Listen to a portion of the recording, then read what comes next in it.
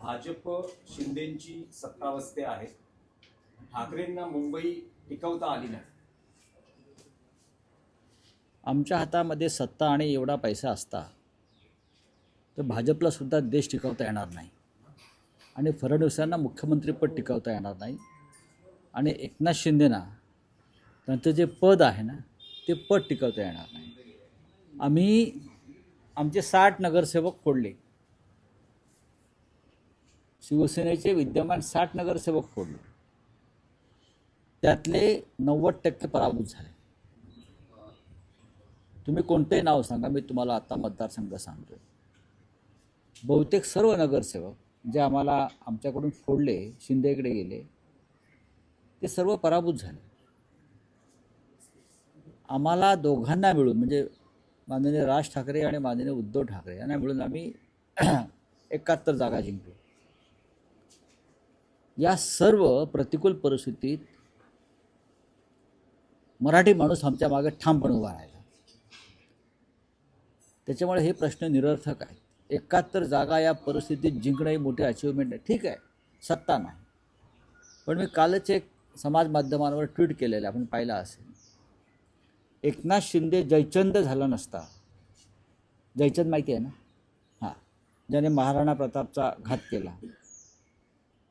एकनाथ शिंदे जयचंद झाला नसता तर या भाजपच्या 100 पिढ्या उतरल्या असत्या तरी या मुंबईवर भारतीय जनता पक्षाचा म्हणजे महाराष्ट्र द्वेष्ट्यांचा महापौर बसला नसता आणि झेंडा फडकला नसता. एकनाथ शिंदे आणि त्यांच्या लोकांनी जी जयचंदगिरी केली, मला तर तो प्रसंग आठवतो आहे. शनिवार वाड्यावरचा जरीपटका उतरवला, शनिवार वाड्यावरचा मराठ्यांचा साम्राज्याचा जरीपटका उतरवणारा बाळाजी पंत नातू, आणि त्याने स्वतःच्या हाताने शनिवार वाड्यावरती युनियन जॅक फडकवला ब्रिटिशांचा. हे त्या अवलादीचे लोक आहेत, ज्याने आपल्या मराठी साम्राज्याचा जरीपटका खाली उतरवला आणि त्याच हातानं ब्रिटिशांचा युनियन जॅक शनिवार वाड्यावर फडकवून इथे ब्रिटिशांच्या राज्याला, ईस्ट इंडिया कंपनीला इथे महाराष्ट्रामध्ये एक मार्ग करून दिला. त्या बाळाजी पंत नातू किंवा जयचंद यांच्या या अवलादी आहेत. या अवलादी नसत्या तर म्हटलं ना, मुंबईमध्ये त्यांच्या 100 पिढ्या उतरल्या तरी स्वतःचा महापौर करू शकले नसते, जे महाराष्ट्र दृष्ट्यांचा महापौर होऊ शकतो. पण ठीक आहे, भारतीय जनता पक्ष आणि शिंदे गटाकडे 3चं बहुमत आहे. कितीच आहे? 3. 118 आहेत ना, 118 आहेत ना, म्हणजे साधारण 110 लोक विरोधामध्ये आहेत, सभागृहामध्ये आहेत, आणि त्यात शिवसेना आणि महाराष्ट्र नवनिर्माण सेनेचे आणि काँग्रेसचे धरून 100 इतर आहेत. तुम्हाला हा 100च्या वरचा विरोधकांचा आकडा कमी वाटतोय का? त्यांना इकडली काडी तिकडे करू देणार नाही. महाराष्ट्राच्या किंवा मुंबईच्या संदर्भात चुकीचं काय करणार असतील ना, एवढी ताकद महापालिकेमध्ये आज विरोधकांची आहे, जी कधीच नव्हती. त्याच्यामुळे महापौर गमावला हे महाराष्ट्राचं आणि मुंबईकरांचं दुर्दैव आहे. आणि जयचंदाला मी एवढंच सांगू इच्छितो, हिंदुहृदय सम्राट शिवसेना प्रमुख बाळासाहेब ठाकरे यांच्या जन्मशताब्दीचं वर्ष 23 तारखेला सुरू होतं आहे, आणि त्या वर्षामध्ये तुम्ही मराठी माणसाशी बेईमानी केली आहे, गद्दारी केली आहे, आणि या बाळासाहेबांच्या मुंबईत तुम्ही गौतम अडाणीचा झेंडा फडकवलेला आहे. मराठी माणूस तुम्हाला आयुष्यात माफ करणार नाही. आज तुम्ही सत्तेवरती आहात, अजून काही काळ राहू शकाल, काही काळ म्हणतो मी, पण हे जयचंद, हे बाळाजी पंत नातू यांना भविष्यामध्ये मुंबईत फिरणं, महाराष्ट्रात फिरणं मुश्किल होईल. मराठी माणूस अत्यंत संतापलेला आहे, चिडलेला आहे. ज्या एकजुटीनं तो ठाकरे बंधूंच्या मागे उभा राहिला, ही अभूतपूर्व अशी घटना आहे. तेव्हा तुम्ही आमच्या 12 जागा, मग मनसे आणि शिवसेनेच्या 12 ते 13 जागा या 50 ते 200 मताच्या फरकानं दुर्दैवानं पडल्या. 50 ते 200च्या आसपास खूप मोठा संघर्ष आम्ही दिला. सत्तेशी, झुंडशाहीशी आणि पैशाच्या ताकदीशी. तरी आम्ही या स्थितीपर्यंत आलो की आम्ही तुम्हाला महापालिकेत चुकीचं काम करण्यापासून रोखू शकतो. त्याचबरोबर संपूर्ण महाराष्ट्राचा विचार केला तर सर्वाधिक जास्त सत्ताधारीमध्ये भाजपा आणि भारतीय जनता पक्ष शिंदे यामध्ये मागे पडले. पण राऊतसाहेब जवळपास 40,000 नगरसेवकांपैकी 1450 नगरसेवक भाजपचे निवडून बघा, आलेले. भारतीय जनता पक्षाच्या जागा जिंकल्या मोठ्या प्रमाणात, याबद्दल आम्ही त्यांचं अभिनंदन करतो. लोकशाही आहे, हातात सत्ता आहे. कालच मी अखिलेश यादव यांचं एक वक्तव्य ऐकत होतो, बरोबर ना? अखिलेश यादव यांनी सांगितलं, ज्याच्या हातामध्ये सत्ता असते, ज्याच्या हातामध्ये प्रचंड सत्ता असते त्या राज्याची, त्यांच्याशी स्थानिक स्वराज्य संस्थांच्या निवडणुकासंदर्भात लढा देणं सोपं नसतं.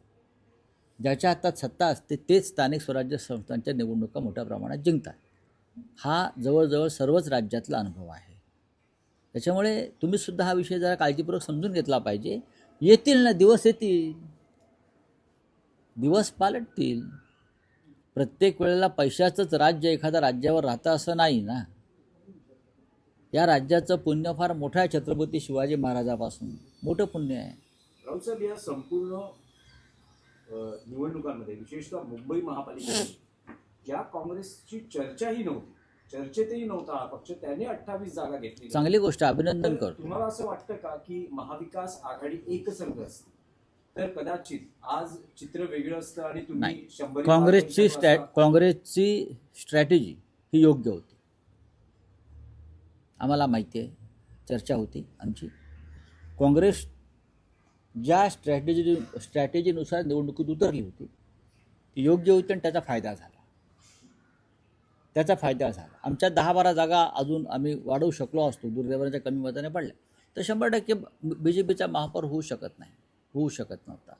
पण तरीही आम्ही एक प्रबळ आणि मजबूत विरोधी पक्ष महापालिकेत, शिवसेना, महाराष्ट्र नवनिर्माण सेना, काँग्रेस आणि इतर सगळे, आम्ही भारतीय जनता पक्षाच्या तोंडाला फेस आणू. त्यांना मुंबई अडाणीच्या घशात कोणत्याही परिस्थिती घालू देणार नाही आणि ठेकेदारांचं राज्य सत्ताधारी नाही ते विरोधी पक्ष उलथून टाकेल. मुंबईच्या अफगाणिस्तान असं तुम्ही आग्रह काय ना, ही प्रक्रिया सुरू होईल. पण आम्ही त्याच्यामध्ये आडवे आहोत, लक्षात ठेवा. आम्ही आहोत, छातीचा कोट करून आम्ही मुंबईचं सत्ता नसली आमच्याकडे याचा अर्थ लढाई संपली असं होत नाही ना. उलट सत्ता नसताना लढाईला रंग जास्त चढतो. संयुक्त महाराष्ट्राच्या लढ्यामध्ये जे लोक उतरले होते मुंबईसाठी, त्यातले कोणीही सत्तेत नव्हते. जो मुंबईचा लढा झाला 1956 साली, संयुक्त महाराष्ट्राचा लढा म्हणून जो ओळखला जातो आणि ज्यात 106 हुतात्म्यांनी आमच्या बलिदान केलं, त्या लढ्यात उतरलेला एकही पक्ष सत्तेमध्ये नव्हता. हे मी भाजपा आणि जयचंदच्या पक्षाला सांगू इच्छितो. रावसाहेब, राज ठाकरेंनी आताच एक ट्विट केलेलं आहे, त्यामध्ये एक वाक्य आहे, यावेळी अपेक्षित यश मिळालं नसल्याचं ते दुःख व्यक्त करतायत.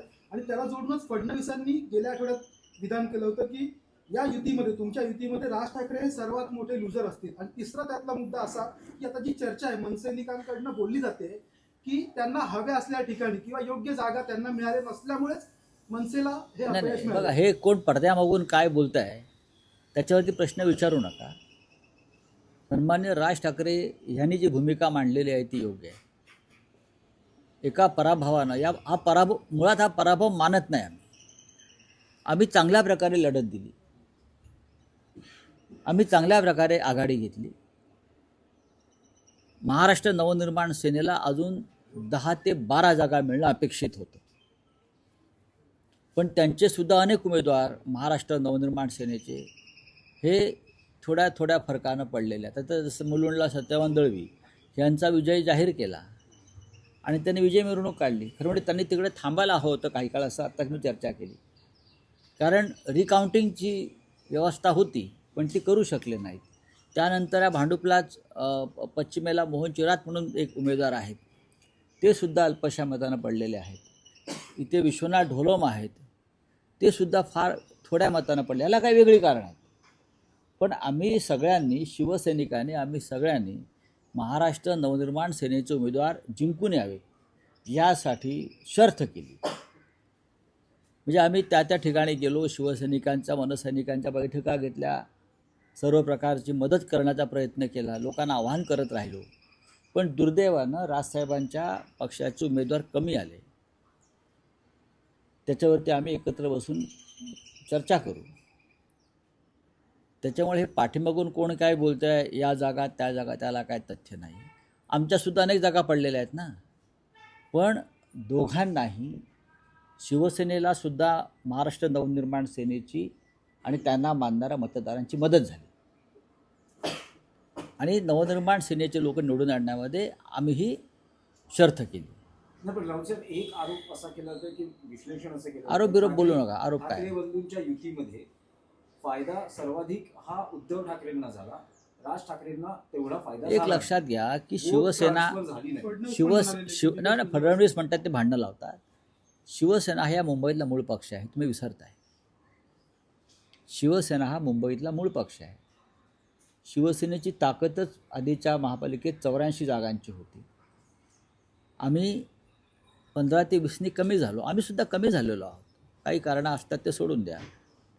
राजसाहेबांनी च्या पक्षाला 6 जागा मिळाल्यात. आमची अपेक्षा होती, सगळ्यांची खात्री होती की महाराष्ट्र नवनिर्माण सेना 20 जागापर्यंत मजल मारू शकेल. आणि तशी आम्ही ताकदसुद्धा लावली होती. पण नाही निवडणुकामध्ये नाही होत. आता ठाण्यामध्ये भाजपची ताकद मोठी होती असं म्हणतो आम्ही, पण शिंदे आले. बरोबर ना? याचा अर्थ काय घ्यायचा? असं अनेक ठिकाणी होतं, अनेकदा होतं. याचा अर्थ तुम्ही ते उल्लेख केला तर एक आश्चर्य व्यक्त करणारा निकाल आहे. स्वतः शिंदेच्या प्रभागात शिवसेना उद्धव बाळासाहेब ठाकरे पक्षाचा उमेदवार निवडून आले. ही ठिणगी आहे. आम्हाला ठाण्यामध्ये जास्त लक्ष घालता आलं नाही. आमचं लक्ष मुंबईवर जास्त होतं. अधिक लक्ष घातलं असतं तर कदाचित आम्ही थोडं अजून पुढे जाऊ शकलो असतो. पण एक वर्तुळ पूर्ण झालं आहे, बरं का? एक वर्तुळ पूर्ण झालं. लोकसभा, विधानसभा, नगरपालिका आणि महानगरपालिका, याच्या पुढे आता एकनाथ शिंदे सरकणार नाही. यापुढे त्यांचं रोज अधपतन आणि घसरण सुरू होईल. राज्यात एमआयएमची ताकद वाढताना पाहायला मिळते. जवळपास 100हून अधिक जागा त्या एमआयएमनं नाही, एमआयएमचं एक वेगळं राजकारण आहे, त्याच्यात भविष्यात बोलू आम्ही. भारतीय जनता पक्ष देशभरामध्ये कोणत्या प्रकारचं राजकारण करत आहे आणि आम्हाला हिंदुत्व शिकवत आहे, याच्याविषयी मला भविष्यात आम्हाला बोलावं लागेल. आम्ही बोलू. पण एमआयएमची ताकद जर वाढली असेल तर लोकशाही मार्गाने जिंकून आलेले लोक आहेत ते. संभाजीनगरला मला वाढलेली दिसते, मुंबईत दिसते, अन्य काही मालेगावला दिसते. बघू ना आम्ही. राऊत साहेब, पण महापालिका निवडणुका झालेल्या आहेत. ठाकरे बंधू युती ही भविष्यातल्या निवडणुकांसाठी ही कायम असेल का? ही शंका काय हवी तुम्हाला? ही शंका काय हवी? ही शंका येण्याचं कारण नाही. आम्ही एकत्र आहोत, एकत्र राहू. धन्यवाद. सर, हिंदी में जानना चाहेंगे, जो फाइनल टैली आई है, कहीं ना कहीं आपको लगता है एमएनएस ने अगर थोड़ा जोर लगाया होता, कहीं ना कहीं आपको लगता है एमएनएस ने अगर थोड़ा जोर लगाया होता तो नंबर कुछ अलग हो जाता? बात ऐसे एमएनएस के जोर की बात छोड़ दीजिए. हम सभी ने कोशिश की कि एमएनएस की भी सीटें बढ़े. एमएनएस को 6 सीटें मिले, उनके बहुत सी सीटें बहुत कम मार्जिन से हार गए. शिवसेना की लगभग 12-13 सीटें ऐसी है जो हम बहुत ही स्लाइट मार्जिन या 50-100 वोट से हार गए हैं. अगर हम जीत जाते तो आज जो आपको पिक्चर दिख रहा है मुंबई में वो नहीं दिखता. फिर भी बीजेपी और शिंदे के पास सिर्फ 4 का बहुमत है और लगभग 105 कॉरपोरेटर्स अपोजिशन में है. ये बहुत बड़ी ताकत है. वो जो महानगर पालिका का जो सदन है, ये अपोजिशन की ताकत सबसे बड़ी है. तो हम आपको मुंबई अडानी के जेब में नहीं डालने देंगे. या ठेकेदारों का राज आप लाना चाहते हो यहाँ, वो हम नहीं लाने देंगे. 100 से ज़्यादा हमारे जो पार्षद हैं वो आपको हर मोड़ पर रोकेंगे जब ऐसा काम आप करेंगे. बहुत बड़ी ताकत है ये. ठीक है, मेयर नहीं, लेकिन हमारे पार्टी में कुछ जयचंद थे. अगर वो जयचंद नहीं पैदा होते तो भारतीय जनता पार्टी के 100 पुरखों की भी यहाँ तादाद आती तो भी यहाँ मुंबई में बीजेपी का मेयर नहीं बन सकता था। किसी तरह से कोशिश की जाएगी आपके पार्टी का मेयर बने, जोड़ तोड़? नहीं, हम अभी कुछ नहीं करेंगे, किसी तरह का? जोड़ तोड़ पर हमारा विश्वास नहीं है, लेकिन हमारे पास बहुत बड़ा आंकड़ा है, बहुत बड़ी संख्या है। अपोजिशन के पास एक ऐसा आंकड़ा है, हम कभी भी तख्तापलट कर सकते हैं, लेकिन हम डेमोक्रेसी का आदर करते हैं, लोकतंत्र का आदर करते हैं। कैलकुलेशन कहाँ मिस जजमेंट हो रहा है? नहीं, हमारे 10 या 12 से ज़्यादा जो हमारी सीटें हैं वो बहुत कम मार्जिन से हार गए। इसलिए हार गए कि जिस तरह का मतदान जब चुनाव के दिन जिस तरह का माहौल था, लोगों के नाम कट गए, ईवीएम मशीन बंद पड़ गई, ये हो गया, उससे लोगों में थोड़ा सा हमारा वोटिंग परसेंटेज कम हो गया, नहीं तो हम ज़रूर जीत जाते। और सर, जिस तरह से देवेंद्र फडणवीस की जो छवि बन के सामने आई है विकास पुरुष की, कहीं ना कहीं उसका फायदा होते हुए नजर आया है। अब उनके दिमाग में प्रधानमंत्री बनने का ख्वाब है, दिल्ली में जाकर प्रधानमंत्री की कुर्सी पर विराजमान होने का जो उनका जो ख्वाब है, उस दिशा में वो जा रहे हैं। आप उनको श्रेय देंगे? क्योंकि हमने देखा था पिछली बार जब बीएमसी के चुनाव हुए थे 2017 में, और उससे पहले तो बड़े बड़े नेता सीएम वगैरह यहाँ पे आए थे, पर इस बार ये सब दिखा नहीं। ऐसे लगता है कि सिंगल नहीं, इस बार ऐसा था कि उनको लगता था कि हम मुंबई जीत नहीं पाएंगे, उनको पूरा विश्वास था मुंबई जीत नहीं पाएंगे, और मुंबई उसने जीती भी नहीं है। ये टेम्पररी फेस है, मुंबई इस तरह से आप जीत नहीं सकते। मैंने कहा ना कि हमारे पार्टी में जयचंद बनाकर आपने शिवसेना तोड़कर पहली बार मुंबई में आपका मेयर बिठाना का सपना आपने पूरा किया है, बाकी कुछ नहीं। अगर जयचंद नहीं होता तो बीजेपी कोई आसान नहीं होता। आपने जयचंद का जिक्र किया तो कहीं ना कहीं एकनाथ शिंदे का जो वर्चस्व है वो कहीं ना कहीं इस चुनाव में कम होते हुए नजर आ रहा है। नहीं, अभी ये चुनाव के बाद एकनाथ शिंदे का अधपतन शुरू होगा। अब एक सर्कल पूरा हो गया है, और वो सर्कल पूरा हो गया है महानगर पालिका चुनाव तक, लोकसभा, फिर विधानसभा, फिर नगर पंचायत, और फिर अब महानगर पालिका।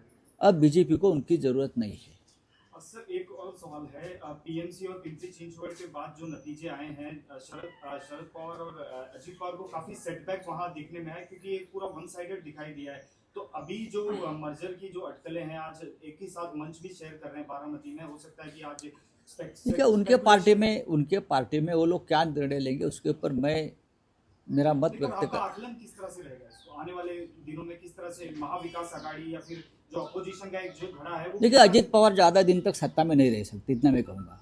जिस तरह का माहौल पुणे और पिंपरी चिंचवड में सरकार के खिलाफ बनाया था, देवेंद्र जी के खिलाफ बनाया था, तो भारतीय जनता पार्टी के मन में अजीत पवार के लिए खटास है, एक गुस्सा है। ज़्यादा दिन तक अजीत पवार मुझे नहीं लगता है कि सत्ता में बैठेंगे। वो फिर उनकी घर वापसी होगी और दोनों पार्टी एक साथ, चाहे मर्जर हो या एक साथ वो काम करेंगे, ऐसा मुझे लगता है। और शिंदे को भी जाना पड़ेगा, क्योंकि अगला विधानसभा का चुनाव भारतीय जनता पार्टी शिंदे के साथ लड़ने नहीं जा रही है, शायद लोकसभा में। आपने अगले विधानसभा का जिक्र किया, आप लोग का किस तरह से कैलकुलेशंस होगा? यूबीडी, शिवसेना और एमएनएस आने वाले अभी देखो, आज नतीजे आए हैं, एक दो दिन में राज साहब, उद्धव साहब, हम सब लोग बैठेंगे। ये फैमिली मैटर है, शायद आज भी हम उनसे मिल सकते हैं, उनसे बात करेंगे ना। हमारे बड़े नेता हैं, तो उनसे बात करेंगे। जेपी के चुनाव साथ में करेंगे, जिला परिषद के जो अभी देखेंगे, जिला परिषद के आएंगे चले जाएंगे। राव साहब, एक सवाल और है, इंटरनेशनली पूछा जाए तो जिस तरह से जो डोनाल्ड ट्रम्प लगातार कह रहे हैं इंडिया पाकिस्तान का युद्ध उन्होंने रुकाया, कल फिर से उन्होंने जिक्र किया, और ग्रीनलैंड को लेके उनका रुख काफी ये रहा है कि अगर ग्रीनलैंड को लेके कोई अपोज करता है तो उस पर बात ऐसी है कि पाकिस्तान के प्राइम मिनिस्टर मिस्टर शरीफ जो है, शहबाज शरीफ, वो ट्रम्प जो कह रहा है कि हम युद्ध रुकवाया, शरीफ उनको मान्यता दे रहे हैं। जी हाँ, प्रेसिडेंट ट्रम्प ने हस्तक्षेप किया, तो अब हमारे प्राइम मिनिस्टर ने मुंह खोलना चाहिए ना। लगभग 100 से ज़्यादा बार प्रेसिडेंट ट्रम्प ये बोल चुका है कि मैंने मोदी को धमकी दी व्यापार बंद करने की, ट्रेड बंद करने की, मैंने मोदी को धमकी दी, मैंने मोदी के ऊपर दबाव डाला। अगर दबाव नहीं डाला है तो ये हमारे प्राइम मिनिस्टर का कर्तव्य है कि देश के सामने आकर बताइए कि मैंने प्रेसिडेंट ट्रम्प का दबाव नहीं माना है, मैंने अपने आप युद्ध को रुकवाया है। हम तो लाहौर तक जाने वाले थे, लेकिन अचानक मुझे लगा कि लाहौर तक नहीं जाना चाहिए। उसमें प्रेसिडेंट ट्रंप का कोई हस्तक्षेप नहीं है।